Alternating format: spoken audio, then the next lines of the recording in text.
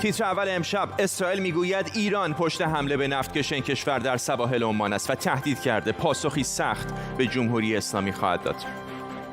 جشن پیروزی پرسپولیس به تظاهرات ضد حکومتی تبدیل شد. معترضان در تهران و چند شهر دیگر شعارهای مرگ بر دیکتاتور و مرگ بر اسد ولایت فقیه سر دادند. عقب نشینی طالبان از هرات: در حالی که طالبان حلقه محاصره شهر هرات را تنگ‌تر کرده بود، والی هرات گفته آنها نمی‌توانند وارد این شهر شوند. و واکنش‌های گسترده به کناره‌گیری سیمون بایلز، ژیمناست آمریکایی از بازی‌های المپیک، برای سلامت روانش. به تیتر اول خوش آمدید.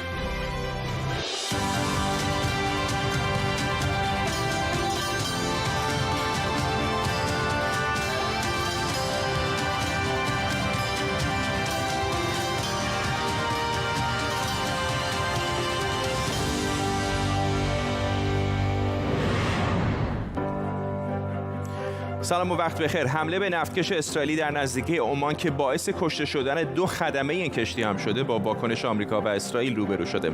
اسرائیل میگه ایران این حمله را انجام داده و باید پاسخی قاطع به او داده بشه. آمریکا هم میگه حکومت ایران مظنون اصلیه. دولت بریتانیا هم گفته در حال تحقیق درباره حمله به این نفتکشی که 2 تبعی بریتانیایی و رومانیایی در جریانش کشته شدند. در طول برنامه با تیمی از کارشناسان خبرنگاران این خبر و خبرهای دیگر رو دنبال می‌کنیم. پیش از همه بریم به خود اسرائیل. همکارم بابک اسحاقی از تل‌آویو با ماست با جزئیات بیشتر از این حادثه. بابک. بله، آنچه که در ساعاتی پیش در سامانه بسیار معتبر واینت در اسرائیل انتشار یافت، نقش حسن نصرالله رهبر سازمان حزب الله لبنان در این حمله هستش. این سامانه ادعا میکنه که این ماجراجویی که ایران وارد آن شده به درخواست مستقیم حسن نصرالله رهبر حزب الله لبنان انجام شده. حسن نصرالله یک موازنه ای را برای حزب الله لبنان تعیین کرده بود که اگر یکی از اعضای حزب الله لبنان کشته بشه، او به سرعت واکنش نشون میده و پس از حمله‌ای که به اسرائیل نسبت داده شد در هفته گذشته در سوریه و افرادی از حزب الله گفته شدند که در اونجا کشته شدن، حزب الله نتونست که پاسخ بده به خاطر بحران بزرگی که در لبنان وجود داره و افکار عمومی که ممکن بود بر ضد حزب الله بلند بشه. پس این درخواست را حسن نصرالله از ایران انجام میده و ایران به همراهی 2 پهپاد از نوع شاهد 136 که از یکی از کشتی‌های ایرانی در حومه عمان بلند میشن به سوی کشتی مرسر استریت حمله میکنه. این 2 پهپاد به صورت انتحاری به قسمت خوابگاه افراد حمله میکنن، منفجر میشن و کاپیتان این کشتی که یک رومانی و همچنین یکی از نگهبانان این کشتی که انگلیسی هست را میکشن. اسرائیل گفته شده که قوانین بازی را از این به بعد تغییر خواهد داد و به سرعت واکنش اسرائیل در راه خواهد بود. رئیس ستاد ارتش اسرائیل آویو کوخاوی دیشب با وزیر امنیت اسرائیل آقای بنی گانتز دیدار کرد. پس از اون آقای لاپید هم با دومینیک راب همتای خودش انگلیسی خودش دیدار کرد و گفتش که اسرائیل حتما واکنش نشون خواهد داد و آنچه که فردا بسیار مهم است این است که اسرائیل تلاش خواهد کرد که این مسئله را از مسئله نزاع بین اسرائیل و ایران خارج بکنه و اون را به یک مسئله جهانی تبدیل بکنه، زیرا در آبهای بین المللی انجام شده کشتی ژاپنی بوده و فقط صاحب شرکتی که این کشتی را مدیریت می‌کرده اسرائیلی بوده. پس اسرائیل در تلاش هستش که بتونه از لحاظ دیپلماتیک هم کارهایی در این رابطه انجام بده. ممنونم از تو بابک اسحاقی، خبرنگار ما در تل‌آویو. حمله به نفتکش اسرائیلی با واکنش تند اسرائیل روبرو شده. وزیر خارجه اسرائیل میگه ایران مسئول این حمله است و باید پاسخ قاطع به او داده بشه و آمریکا هم گفته که حکومت ایران مظنون این حمله است که 2 نفر در اون کشته شدن. بریتانیا هم تحقیقات در این باره رو شروع کرده. به نفتکش مرسر استریت طرفای ظهر پنجشنبه 7 مرداد اینجا، یعنی در نزدیکی آبهای ساحلی عمان حمله شد. در جریان این حمله 2 خدمه بریتانیایی و رومانیایی کشته شدند. گفته شده احتمال داره این حمله با پهپاد انجام شده باشه. این نفتکش که از دارالسلام به مقصد فجیره و با پرچم لیبریا حرکت می‌کرد، متعلق به ایال اوفر، میلیاردر اسرائیلی و مالک شرکت زودیا که بعد از این حمله ناوگان پنجم دریایی آمریکایی نفتکش رو به سمت یک بندر امن اسکورت کرده. این اولین بار در ماه‌های اخیره که حمله به یک کشتی تجاری در این منطقه به کشته شدن خدمه اون هم منجر میشه. رسانه‌های نزدیک به سپاه پاسداران و تلویزیون العالم ایران با انتشار خبر فوری گفتن نیروهای مقاومت سوریه این اقدام رو به تلافی حمله اسرائیل به فرودگاه ضعبه سوریه انجام دادن که گفته میشه به کشته شدن 2 فرمانده لشکر فاطمیون و حزب الله لبنان منجر شده. اما مقامات اسرائیلی میگن حکومت ایران عامل حمله به این نفتکش بوده. 12 تیر ماه هم یک کشتی باری دیگه مورد حمله قرار گرفت که قبلا تحت مالکیت همین شرکت زودیاک بود، اما ماه‌ها قبل از اون به شرکت آمریکایی جی پی مورگان فروخته شده بود. همون وقت هم تلویزیون المیادین نزدیک به حکومت ایران خبر داد که یک نفتکش اسرائیلی هدف قرار گرفته، ولی ساعتی بعد معلوم شد که مالکیت اون مدت‌ها پیش تغییر کرده. حملات علیه کشتی‌های باری و نفتکش‌ها در این منطقه و در ماه‌های اخیر افزایش یافته. این دومین حمله به یک کشتی اسرائیلی در 6 ماه گذشته است. بهزاد احمدی‌نیا خبرنگار حوزه نفت و انرژی از شهر نیکوزیا همراه ماست. آقای احمدی‌نیا، همونطور که خبرنگار ما هم اشاره کرد، حتی اگر ایران پشت این ماجرا بوده باشه، موضوع خیلی فراتر از فقط درگیری ایران و اسرائیل هست. عواقب بین‌المللی میتونه داشته باشه برای حرکت نفتکش‌ها، به خصوص که الان 2 خدمه هم در اون کشته شدن. سلام عرض می‌کنم خدمت شما. دقیقاً همینطور هستش. رسانه‌های اروپایی به عنوان جنگ سایه‌ها از این اتفاقات یاد می‌کنن به دلیل و اهمیت خیلی ویژه‌ای که داره این نفتکش این هستش که ما قبلا اون کشتی تجاری رو که شما اشاره کردی بهش که خودرو حمل می‌کردش، مال اسرائیل بودش، توی اون منطقه بهش حمله شد، میشد یه جورایی در نظر گرفت که در قبال حمله‌ها و اتفاقات مشکوکیه که برای 7 نفتکش ایرانی در مسیر سوریه پیش اومده. یعنی یه جورایی تقابلی بودش بین اون کارهایی رو که تقریبا میشه گفت اسرائیل انجام داده بود علیه نفتکش‌های ایرانی که به سوریه میرفتن و ایران حالا یه تلافی کرده روی کشتی تجاری دیگه. اما این بار علنا و رسما یه جورایی داره اعلام میشه که به خاطر اتفاقی که در سوریه افتاده این اتفاق هم افتاده. هیچکس به عهده نگرفته مسئله رو. نفتکش هم خالی بوده و الا میتونسته خب یک فاجعه خیلی بزرگتری رو درست بکنه. منتها مسئله‌ای که هستش اینه که از اینجا به بعد دیگه ناوگان پنجم آمریکا رسما داره وارد میدان میشه و داره اسکورت میکنه این کشتی ها رو. ناوگان انگلیس توی منطقه اسکورتش رو شدیدتر میکنه و این یه جور شروعیه که شاید سپاه زودتر از اونها شروع کرده بوده. یعنی افتتاح خط لوله رو ایران یه جورایی واسه خودش اینطور در نظر گرفته که ما نفت رو میاریم بیرون تنگه هرمز میفروشیم و مشکلی نداریم، تنگه هرمز میتونیم درگیر شیم، نذاریم نفتکش‌ها عبور کنن، در حالی که اون پایانه‌ای که تو جاسک درست کردن به هیچ عنوان به درد صادرات نفت نمیخوره، چون هنوز مخازن ذخیره سازی نداره و این اتفاقی که افتاده حالا بخوان به تلافی از سوریه نشونش بدن، این نشون میده که دست سپاه توی جنگی که بین نفتکش‌ها شروع شده بود خیلی سرد ادامه داشته چند سال گذشته، ظاهراً بازتر شده و اتفاقات جدی‌تری رو میشه سراغ گرفت از این به بعد توی تبادلات نفتی منطقه. ممنونم از شما بهزاد احمدی‌نیا، خبرنگار حوزه نفت و انرژی از نیکوزیا در قبرس با ما. فرزین ندیمی، تحلیلگر امور دفاعی و امنیتی در مؤسسه واشنگتن هم از واشنگتن دی سی با ماست. آقای ندیمی، این دیگه مثل دفعات قبل نیست، نه 2 شهروند اروپایی کشته شدن، این دفعه موضوع خیلی جدی‌تر به نظر میاد.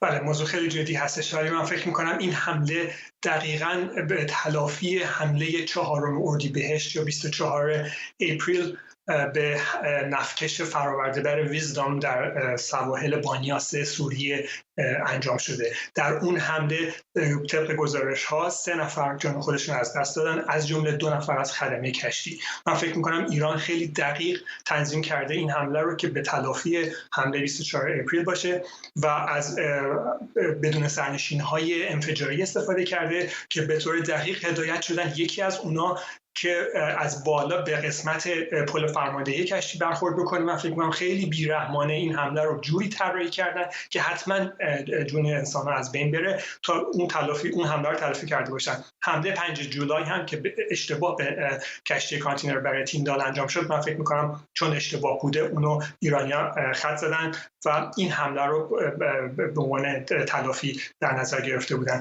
اتفاقا در حمله در برد پایگاه امام علی چابهار نیروی دریایی سپاه بوده، حدود 500 کیلومتر. پس میتونسته از زمین پرتاب شده باشن این درون‌ها، یا اینکه از روی کشتی یا قایق هم این احتمال کاملا وجود داره. و من فکر می‌کنم با استفاده از دوربین‌هایی که روی این درون‌ها بودن کاملا هدایت کردن و می‌خواستن که طوری هدایت انجام بشه که حتما تلفات ببره. آقای ندیمی، الان یه جورایی یادآور جنگ نفتکشا است بین که در دوران جنگ ایران عراق صورت گرفته بود و خیلی مسئله فراتر از ایران و اسرائیل است. الان ببینیم شهروند رومانیایی کشته شده، یه شهروند بریتانیایی کشته شده، کشتی متعلق به یک کشور دیگه بوده، با پرچم یک کشور دیگه داشته حمل و نقل رو انجام میداده. یعنی عواقبش میتونه بسیار جهانی باشه و کلا تجارت نفت و کالاها رو در دنیا به مخاطره بندازه. اینطور نیست؟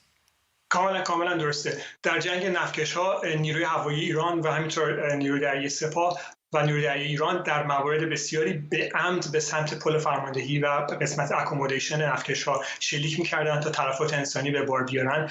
و باید بگم که دخالت ایران و شرکت کردن ایران در جنگ نفتکش‌ها که عراق شروع کرده بود در خلیج فارس یکی از بزرگترین اشتباهات استراتژیک ایران بود، چون توجه‌ها رو از جبهه زمینی معطوف کرد به دریا و ریسورس‌های ایران رو معطوف کرد به دریا و باعث شد که همونطور که صدام حسین می‌خواست جنگ بین‌المللی بشه، نیروی دریایی آمریکا حضورش گسترش بده و همون باعث شد که ایران در جنگ شکست بخوره. من فکر می‌کنم این یکی از اشتباهات دیگر ایران هستش که میتونه باعث بشه که این مناقشه ایران با اسرائیل به یک مناقشه بین‌المللی تبدیل بشه و کشورهای غربی هم پشت اسرائیل قرار بگیرن و ایران هرچی بیشتر تحت فشار قرار. فرزین ندیمی، تحلیلگر امور دفاعی و امنیتی در مؤسسه واشنگتن از واشنگتن دی سی، ممنونم.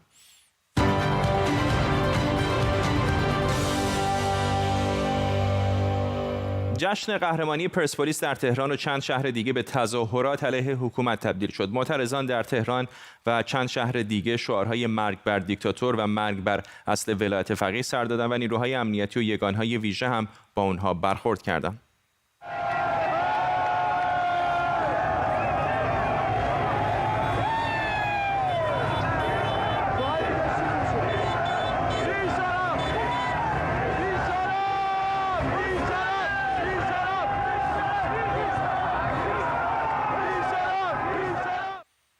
مهتاب قلیزاده، روزنامه‌نگار از تهران با ماست. خانم قلیزاده، چه اتفاقی داره زیر پوست شهر میفته که جشن پیروزی یه تیمی مثل پرسپولیس تبدیل میشه به تظاهراتی علیه حکومت؟ واقعیت اینه که اگر ما بخوایم رخداد دیشب رو بررسی کنیم میتونیم از دو منظر بهش نگاه بکنیم. اول برخورد نیروهای انتظامی و پلیس برای پراکنده کردن و سرکوب مردم هست و نکته دوم که به گمان من بسیار مهم هست اینه که مردم میان در یک ایونت ورزشی، در یک رویداد ورزشی شعارهای سیاسی سر میدن و اتفاقا این دقیقاً همون نقطه‌ایه که ما دیگه نمیتونیم بگیم که سیاست از ورزش، فرهنگ، هنر و بقیه چیزها جدا هست. الان همه اینها به هم آمیخته هستن. اما در مورد نکته اول اگر بخوام اشاره بکنم، باید بگم که این یک اتفاق جدید در تاریخ ایران نیست. نیروی انتظامی و پلیس و نیروی ضد شورش همواره به هر نوع اجتماعی در ایران حساسیت داشته. حتی می‌بینیم که بعد از دربی‌ها، مسابقات ورزشی یا اجتماعات در دانشگاه‌ها یا حتی مردمی که توی صف ایستادن برای خرید یک کالا، پلیس میاد و حساسیت نشون میده به اجتماع مردم. در واقع نکته‌ای که باید بهش اشاره کرد اینه که پلیس الان میدونه که در شرایط فعلی جامعه ایران آلارم‌های حساسیت مردم روشن هست و در نقطه اوج قرار داره، بنابراین سریعتر و بیشتر با مردم برخورد میکنه. درباره نکته دوم که به گمان من نکته بسیار مهمی هست اینه که مردم پس از یک مسابقه ورزشی، پس از برد یک تیم فوتبال میان بیرون و شعار سیاسی سر میدن. این یک نقطه عطفی است در تاریخ ورزش و سیاست ایران و ما نمیتونیم این رو نادیده بگیریم. چه اینکه حتی در سالهای 88 که مردم از طریق فیسبوک و غیره هماهنگ میکردن که شعارهای سر داده بشه یا تجمعی شکل بگیره، در حوزه فوتبال نمیدیدیم که این اتفاق بیفته. این اولین بار هست که مردم میان و شعار سیاسی میدن. واقعیت اینه که ما باید بدونیم که امروز جامعه ایران در بحران نادیده گرفته شدن کرامت انسانی و شأن انسان قرار داره. مردم از این داستان عصبانی هستن، از اینکه فشارهای اقتصادی و اجتماعی رو تحمل میکنن اما صدای اونها شنیده نمیشه. در نتیجه به گمان من هر موضوعی میتونه شبیه یک آتشفشان باعث فوران مردم بشه. ممنونم از شما. مهتاب قلی‌زاده، روزنامه‌نگار از تهران با ما.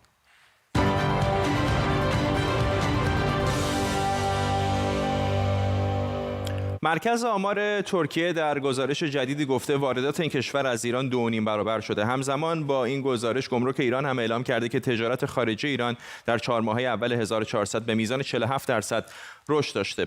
بر اساس گزارش مرکز آمار ترکیه، این کشور در نیمه اول سال 2021 حدود 1 میلیارد و 200 میلیون دلار واردات از ایران داشته که نسبت به دوره مشابه سال قبلش بیش از 2.5 برابر شده یا 153% افزایش داشته. این گزارش میگه که صادرات ترکیه به ایران هم در نیمه نخست سال جاری میلادی نسبت به مدت مشابه پارسال رشدی 50% داشته.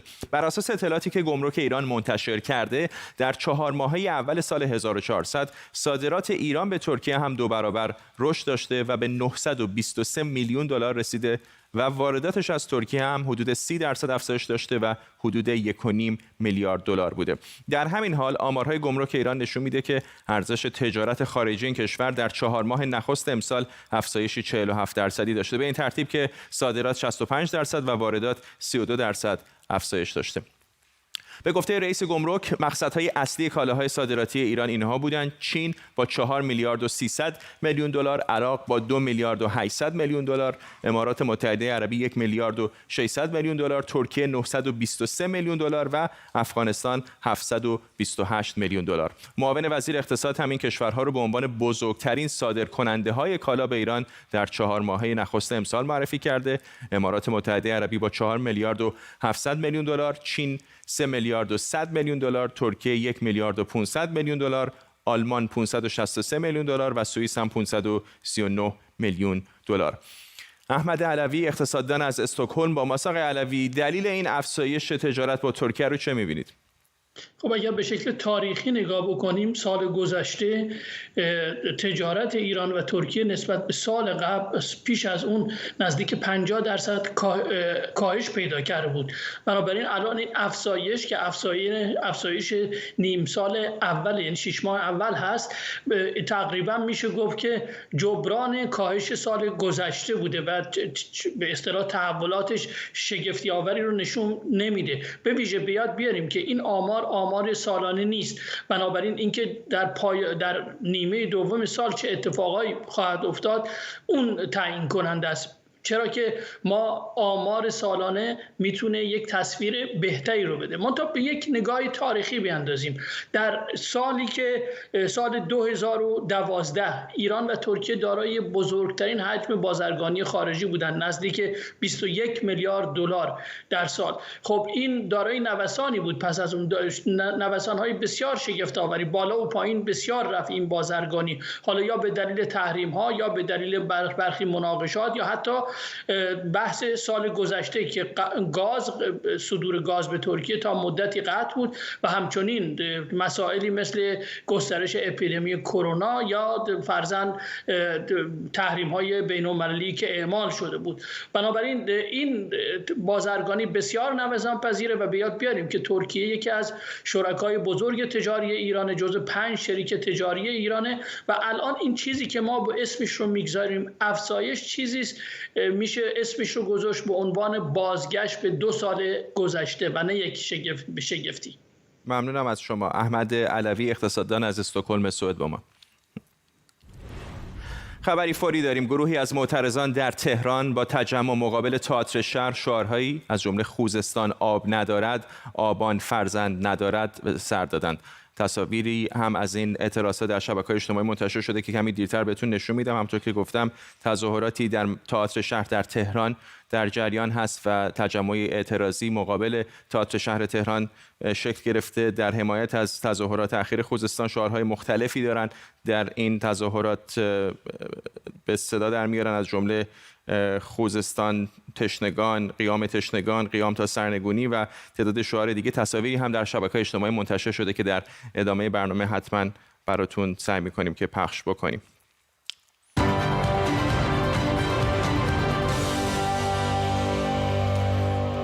8:20 تهران هست. بیننده تیتر اول هستید. اگر از ابتدای برنامه با ما نبودید، نگاهی دوباره به سرخط خبرهای مهم. اسرائیل مدعی شده ایران پشت حمله به نفتکش این کشور در سواحل عمان و تهدید کرده پاسخی سخت به جمهوری اسلامی میده.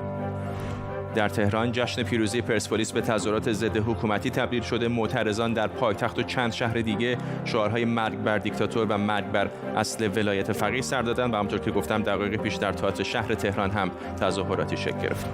در حالی که طالبان حلقه محاصره شهر هرات رو تنگ‌تر کرده بود، والی هرات گفته اونها نمیتونن وارد شهر بشن. دیروز طالبان محاصره شهر هرات رو تنگ‌تر کرده بود و تا نزدیکی شهر هم رسید.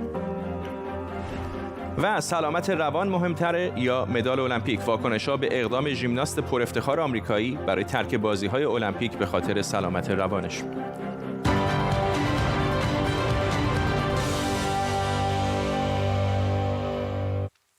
خب نگاهی بکنیم به تازه‌ترین خبرها مرتبط با کرونا و واکسیناسیون. گفته شده وضعیت کرونا در بسیاری از مناطق ایران بحرانیه. 285 شهر در وضعیت قرمزن و بنابر آمار وزارت بهداشت ایران طی 24 ساعت گذشته 286 بیمار جانشون را از دست دادن و چیزی حدود 20,000 بیمار جدید هم شناسایی شدند. همزمان رؤسای دانشکده‌های علوم پزشکی ایران در نامه‌ای به حسن روحانی درباره اشباع ظرفیت جسمی و روانی کادر درمانی هشدار دادند. امروز حسن روحانی هم در آخرین جلسه ستاد ملی کرونا از تصمیمات دولت 12 در زمینه کرونا دفاع کرد.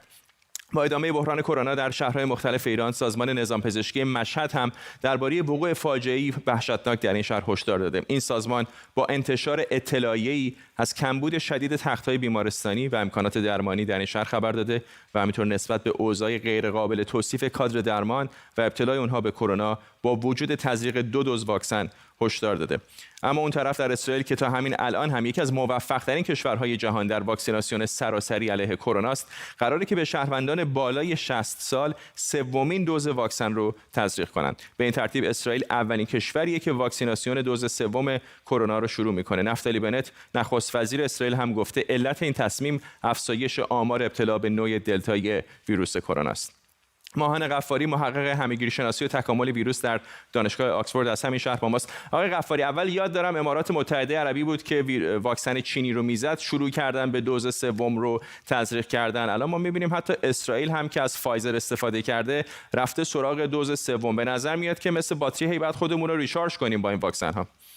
بله، به نظر میاد این واقعا اولین جرقه‌های این هستش که کشورها دارن به سمت این میرن که کرونا رو مثل یک بیماری بومی باهاش رفتار کنن. همونطور که ما سالانه آنفولانزا رو واکسن فصلی براش میزنیم و در واقع هر فصل هر سال رو مجبوریم واکسن ها رو بروز بکنیم، به نظر میاد کرونا هم برای کشورهایی که الان واکسیناسیون خوبی داشتن داره به همون سمت میره. همونطور که گفتید به درستی اسرائیل پیشتاز بود در زمینه واکسیناسیون. 57% از جمعیت 9.3 میلیونیش رو در واقع 2 دوز واکسن کامل زده و جمعیت بالای 40 سالش 80% کاملا واکسینه شدن و شاید به همین جهت دنیا خیلی نگاهش به اسرائیل بود، چون اگر خیلی زود هم واکسیناسیونش رو انجام داد، اگر تغییراتی در سیاست واکسن ما شاهد می بودیم اول بعد از اسرائیل پیش می اومد و به نظر میاد همونطور که قبلا هم فکر می‌کنم با هم صحبت کردیم راجع به اینکه شواهدی داریم مبنی بر اینکه دلتا میتونه کارایی واکسن ها برای جلوگیری از عفونت رو، حداقل عفونت متوسط رو بیشتر بکنه.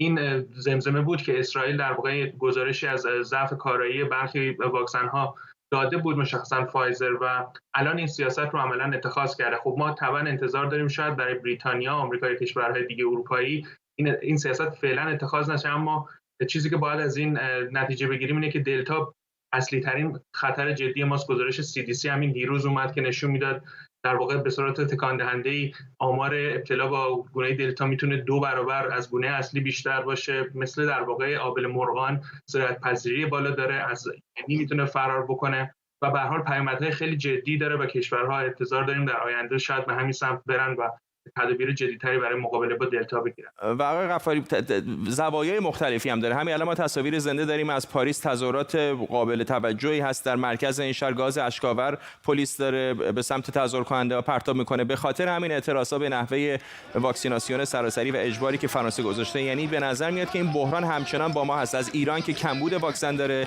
تا در فرانسه که دولت مجبوره که از مردم به زور بخواد که واکسن بزنن. دقیقاً همینطوره.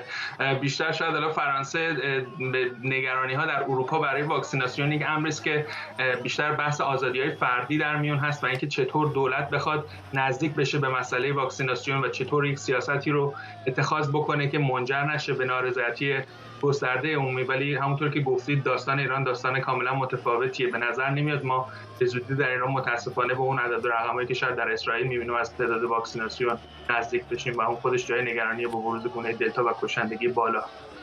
ممنونم از شما ماهر غفاری، محقق همگیرشناسی و تکامل ویروس در دانشگاه آکسفورد از شهر آکسفورد. ما تصاویری هم که می‌بینید مربوط به تظاهرات علیه تدابیر مربوط به واکسیناسیون در فرانسه است که تعدادی از تظاهر کنندگان در نزدیکی میدان باستیل در پاریس جمع شدند و همونطور که تصاویر هم گویا هست پلیس هم به سوی تعدادی از این تظاهر کننده ها گاز اشک‌آور پرتاب کرده. این اولین بار هم نیستش که پاریس شاهد همچنین تظاهرات کم و بیش خشونتباری هست. در چند روز گذشته و هفته‌های گذشته بارها معترضان فرانسوی با نیروهای امنیتی به خاطر شرایطی که دولت این کشور برای مقابله با کرونا وضع کرده درگیر شدند.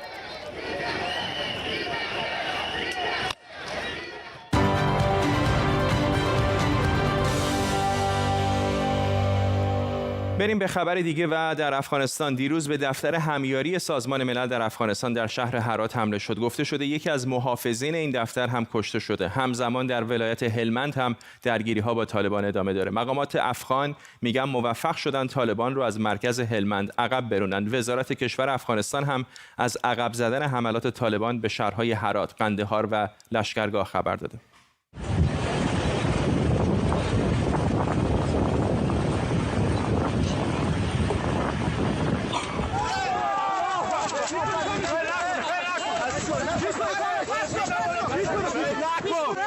دیروز رئیس جمهور همراه ما صحبت کرد و جدا او هدایت داد که تا فردا دیشب باید نیروها میرسید. متاسفانه وزارت دفاع غفلت کرد تا فعلا. همکارم تاج الدین سروش اینجا در استودیو با ماست. تاج الدین، گزارش مختلفی میاد از شهرهای مختلف افغانستان. یه جاهای پیشروی میکنن طالبان، یه جاهای نیروهای دولتی موفق میشن اونها رو عقب بزنن. از تازه ترین ها به ما بگو. فرداد امروز افغانستان روز خونینی را پیش سر گذاشت. ولایت‌های بزرگ چون هرات در مرز با ایران و لشکرگاه و ولایت بزرگ دیگر در مرز با پاکستان در جنوب افغانستان امروز شاهد حملات گسترده طالبان بود.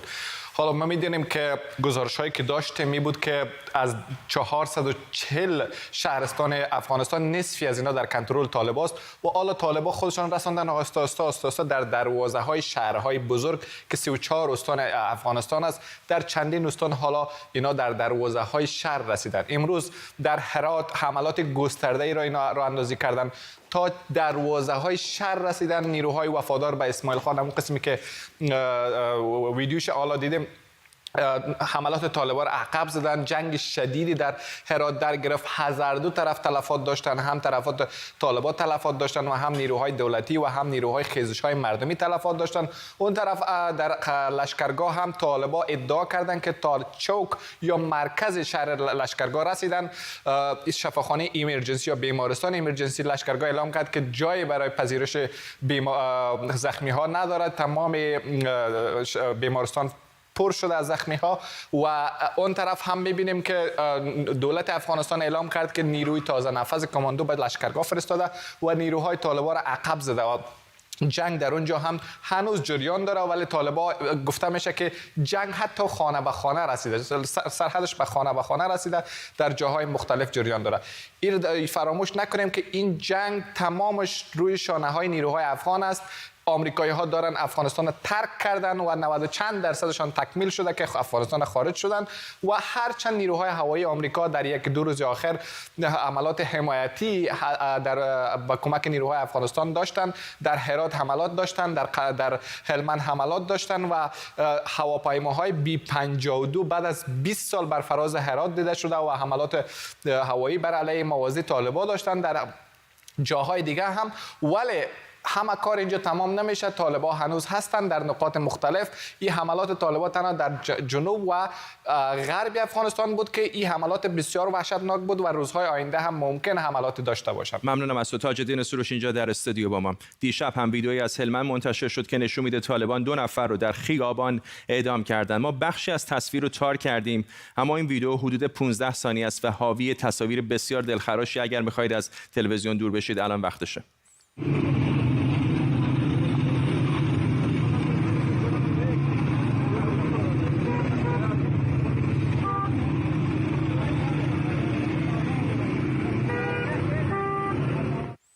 عبدالستار حسینی نماینده پارلمان افغانستان از هرات با ماست. آقای حسینی، این تصاویر رو که آدم میبینه واقعا کلام قاصره که چه چیزی باید گفت و تعجب شاید بسیار این هستش که با چنین گروهی دولت افغانستان و ایالات متحده مذاکره میکنه. به نام خداوند بخشنده و مهربان، عرض ادب خدمت شما و درود خاص به نیروهای قهرمان وطن ما. طالب ها ما سالیان سال گفته بودیم که به معیار انسانیت، بشریت، اسلامیت استوار نیست. هانچی که دل زونا بخواه به خاطر که از کشورهای غیر همسایه علل خصوص ایران و پاکستان دستور میگیره. بغیر از اینکه شما میبینین این برادرای ما رو که القاویز شدن، اینا جرم از اینا هیچ مشخص نیست. در صورتی که ما قانون داریم، قانون نافذه داریم، قانون شرعی داریم، اینا مطابق هیچ نوع قانون پایبند نیست. شما دیده باشیم او نظر محمد خاشرم شما دیدین که او بالا به خندان او رو با سیلی میزنه و او رو میبرد جلوی اجیران و پنجابیای پاکستان تیرباران میکنه. بناهن ما با طالب ها از روز اول هم گفته بودیم که خلیلزاد وطن به بحران برد. آمریکایی‌ها موافقتنامه اخیر دونا با طالب ها صورت گرفت، برنا دفتر در قطر باز کرد. طالب هایی که شما دیدین در دفتر همیاری سازمان ملل متحد در هرات حمله ور شدند و یکی از محافظین دوره کشتند، در تاسیسات دونا با راکت انداخت کردند. بناهن طالب ها ما نمیتونیم اینا رو طالب بگوییم. طالب کسی را ما میتونیم بگوییم که مسائل دینی و فقهی و شرعی را بخونه. اینا کسایی از اجیران ایران و پاکستان است، به خاطر بربادی و خرابی افغانستان کمر بستن. شما میبینین که تاسیسات عامه را به هم میزنن، خواهرای ما را شهید میکنن. تا قبل از میگفت ما با آمریکایی‌ها در افغانستان است، افغانستان اشغال شده و وقتی که آمریکا بره ما هیچ جنجال نداریم و درگیری نداریم، ما پای میز مذاکره حاضر هستیم و میبینیم که فعلا رعرو، دکاندار، معلم، استاد، شما در مالستان دیدید که استادای ما را کشت، در اناردره دیدید که تاسیسات عامه ما را انفجار داد، در مالستان دیدید که مکتب انفجار داد. بناهن طالب ها کسانی هست که شستشوی مغزی از کشورهای علل خصوص ایران و پاکستان در حوزه غرب. ما قبلا 6 ماه پیش گزارش داشتم در رابطه به هرات، تمام هرات موشگافی کردم. بعد از این شبکه شما مصاحبه کردم، گفتم که 22 گروه از ایران است که او میخواد هرات به هم بزنه، ولسوالی‌ها را سکوت بدن، سران ما بزرگا متنفذین و علمای ما را ترور کنن. شما ببینید که یکی پای یکی دیگه با واقعیت پیوست و امروز هم شما میبینید که به دروازهای شهر اینا رو تمام سرهنگای پاک ایرانی هست، سرهنگای ایرانی است که منظم از 2 شب 3 شب قبل فیلم برداری میکنه و میای سر از اون موقعیت حمله میکنه و تاسیسات عامه ما را و برادران قهرمان ما را به شهادت میرسونن. مردم ما نارام میکنه، مردم ما کلگی مهاجر شدن. در قندار ببینید، در بغلان ببینید، در سر تا سر افغانستان اینا کسایی است که عملا پاکستانیا و سپاه ایران. جنگ طالب نیست، جنگ کشورهای بیگانه است در قبال افغانستان. ممنونم از شما عبدالستار حسینی نماینده پارلمان افغانستان از هرات با ما. برگردیم به خبر فوری که کمی پیشتر بهتون گفتم. گروهی از معترضان در تهران با تجمع مقابل تئاتر شهر شعارهایی از جمله خوزستان آب ندارد، آبان فرزند ندارد و همچنین از تهران تا خوزستان اتحاد سر دادن. در یکی از ویدیوهایی که به دست ایران اینترنشنال رسیده صدای شلیک هم شنیده میشه. نمیتونیم تایید بکنیم که آیا این صدای شلیک مربوط به همین تظاهرات هست و درست هست یا نه، ولی این صدای شلیک در این ویدیو دیده میشه. اجازه بدید بخشی از این تظاهرات و شعارها رو بشنویم.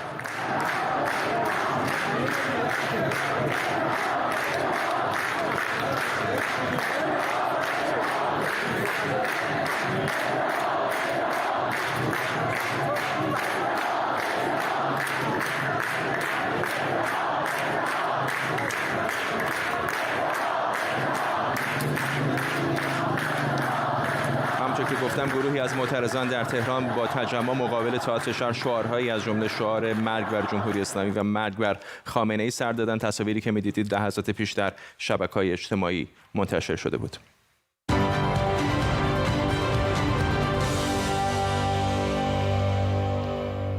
سیمون بایلز، ژیمناست شناخته شده آمریکایی، از ادامه مسابقات المپیک توکیو انصراف داده. سیمون بایلز در مورد این تصمیمش که دنیا رو بهت زده کرده گفته که نیاز داره که به سلامت روانش اولویت بده. تصمیم بایلز برای کناره‌گیری از المپیک توکیو با واکنش‌های زیادی روبرو شده. بسیاری از قهرمانان ورزشی، بازیگران و افراد سرشناس و حتی سیاستمداران از او حمایت کردند، هرچند عده دیگه هم از او انتقاد کردند. سیمون بایلز در المپیک ریو و از زمانی که فقط 19 سالش بود 4 مدال طلا به دست آورد و تا الان 4 تکنیک رو به نام خودش در ژیمناستیک ثبت کرده. سالار غلامی، کاپیتان پیشین تیم ملی بوکس ایران از تورنتو با ماست. آقای غلامی، میدونم که فشار بر ورزشکاران به خصوص در مسابقاتی مثل المپیک خیلی زیاد هست. وقتی یکی پاش میشکنه، دستش میشکنه، مردم راحت‌تر درک میکنن که در یک مسابقه شرکت نکنه. ولی مشکلات روحی، روانی، چیزایی مثل اینی که الان این ژیمناست آمریکایی بهش اشاره کرده کمتر دیده شده در المپیک. خب راستش رو بخواین خانم سیمون واقعا یه کار خیلی بزرگ رو انجام داد که نشون داد که سلامت روان برای ورزشکارا خیلی مسئله مهمیه و همینطوری که متوجه شدین خیلی از ایشون حمایت کردم، از جمله خود من که خیلی به نظر من کار شجاعانه‌ای کرد، چون که خیلی از ورزشکارا هستن که متاسفانه دیده نمیشن. از دوستان من، از نزدیکان من، از خیلی از ورزشکارا من میبینم که به خاطر مشکلات روانی که دارن که هیچ وقت بهش پرداخته نمیشه، مشکلات روانی که دارن، بعد از ورزششون به مشکلات خیلی خیلی بزرگی بهشون برخورد میکنن. اما خب دیگه اون موقع رسانه‌ای نیست، اون موقع دیگه کسی نیست که بخواد به اینا بپردازه. خب خانم سیمون چون که 4 تا مدال المپیک داره، 12 تا مدال جهانی داره و الان هم دقیقاً در مهد توجه، چون که تو توکیو و داره مسابقات المپیک رو انجام میده، بهترین زمان بود که بخواد یه جنبش راه بندازه که به همه دنیا ثابت کنه که ورزشکارا علاوه بر این که بعضی وقتا ممکنه که عضلات و ماسلاشون ضربه بخوره، امکان داره سلامت روحیشون هم ضربه بخوره که به مراتب پیچیده‌تر و مهمتر. ممنونم از شما. سالار غلامی، کاپیتان پیشین تیم ملی بوکس ایران از تورنتو کانادا با ما. روبروی تئاتر شهر. برای فوری که پیشتر بهتون اعلام کرده بودم، گروهی از معترضان در تهران با تجمع مقابل تئاتر شهر شعارهایی از جمله خوزستان آب ندارد، آبان فرزند ندارد و همچنین از تهران تا خوزستان اتحاد سر دادند. در یکی از ویدیوهایی که به دست ایران اینترنشنال رسیده، شعارهای دیگری از جمله مرگ بر جمهوری اسلامی و مرگ بر خامنه‌ای هم معترضان سر دادند و در یکی از این ویدیوها برای لحظه صدای شلیک گلوله هم شنیده میشه. تصاویری که می‌بینید مربوط به تظاهرات مقابل تئاتر شهر هست در تهران در چند روز گذشته. در شهرهای مختلف ایران از جمله در تهران و کرج در همیاری با تظاهرات خوزستان عده‌ای از تظاهرکننده‌ها به خیابان‌ها آمدند و شعارهای ضد حکومتی سر دادند. تصاویری که می‌بینید مربوط به ساعت پیش هست از مقابل تئاتر شهر تهران.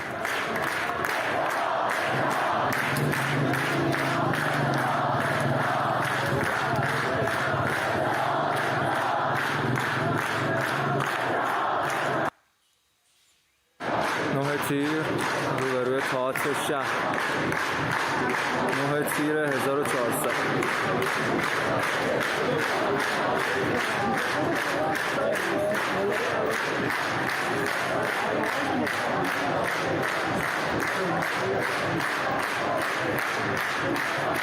از خوزستان تا تهران.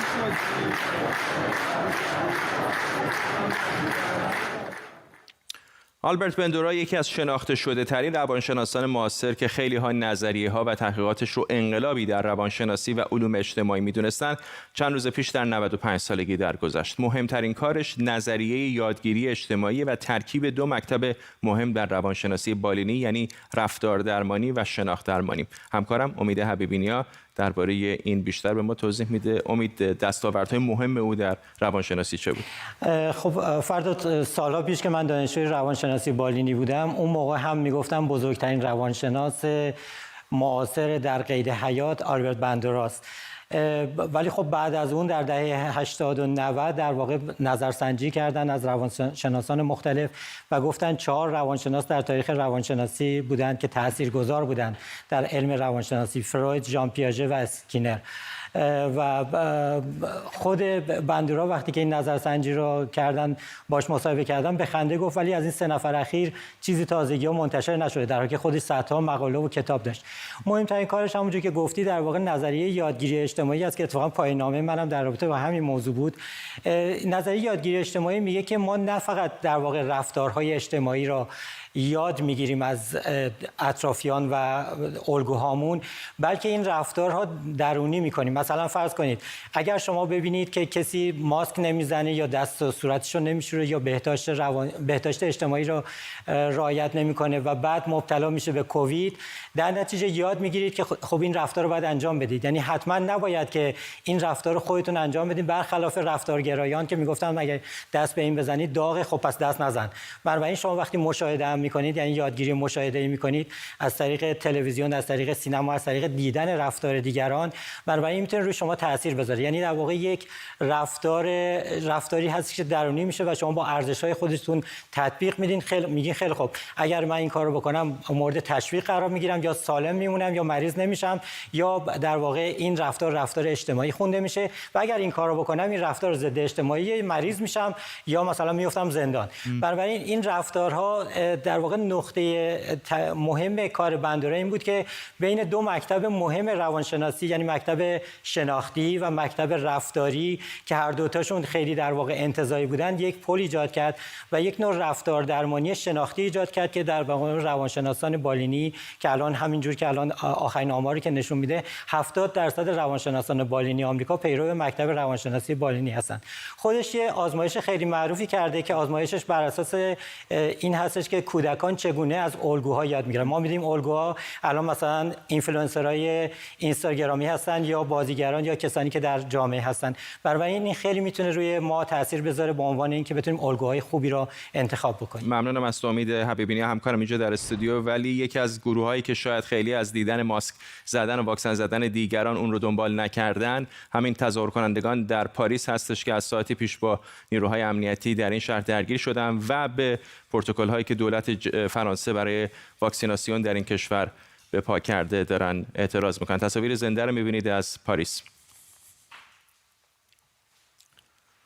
خب به این ترتیب میرسیم به پایان تیتر اول امشب. تا برنامه بعدی بدرود.